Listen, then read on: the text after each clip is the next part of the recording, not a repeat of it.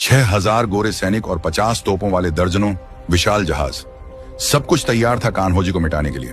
लेकिन अंग्रेज और पुर्तगाली ये भूल गए थे कि वो जिससे लड़ने आए हैं समंदर भी उसी की सुनता है। जिस गहरे पानी पर उनका गुरूर तैर रहा था, वो पानी अचानक तेजी से पीछे खींचने लगा और समंदर के नीचे से बाहर निकली कोलाबा की खौफनाक और नुकीली काली चट्टानें।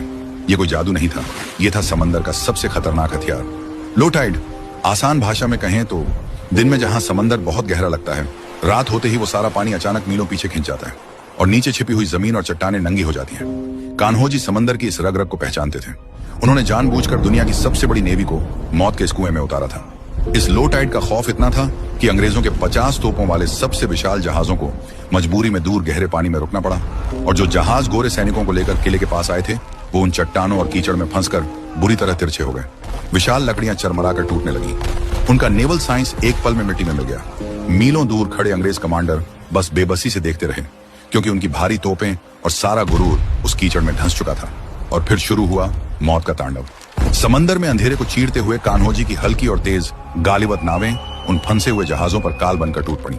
समंदर में खुद को गिरता देख हजारों गोरे सैनिक अपनी जान बचाने और किले पर कब्जा करने के इरादे से जहाजों से कूदकर कीचड़ भरी जमीन की तरफ भागने लगे कि तभी गोरों के खून को दहशत से जमा देने वाला एक नारा जमीन की तरफ से गूंजा, हर हर महादेव।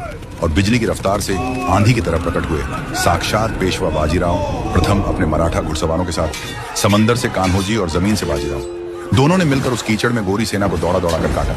खौफ का आलम यह था कि मौत का यह मंजर देखकर पुर्तगालियों की रूह कांप गई। जो पुर्तगाली अंग्रेजों के साथ कस्में खाकर आए थे, वो उन्हें वहीं बीच समंदर मरने के लिए छोड़कर रात के अंधेरे में अपनी जान बचाकर भाग गए। अकेले पड़े अंग्रेज कमांडर थॉमस मैथ्यूज को अपना ईगो, अपने टूटे हुए जहाज और अपने सैनिकों की लाशें छोड़कर उल्टे पांव भागना पड़ा। बिना कोई विशाल जहाज बनाए, सिर्फ अपने खूंखार दिमाग से इस अकेले मराठा ने दुनिया की 2 सुपर पावर्स को घुटनों पर ला दिया था। जब तक कान्होजी जिंदा रहे, अरब सागर में गोरों की हिम्मत नहीं हुई कि वो मराठाओं की तरफ आंख उठाकर भी देख सकें। और सबसे बड़ी बात, वो इन गोरी ताकतों से समंदर में अपनी आखिरी सांस तक एक भी युद्ध नहीं हारे। इतिहास से गायब कर दिए गए भारत के इस असली द डेविल ऑफ द सी के लिए एक लाइक तो बनता है। कमेंट में गर्व से लिखें, जय मां भवानी।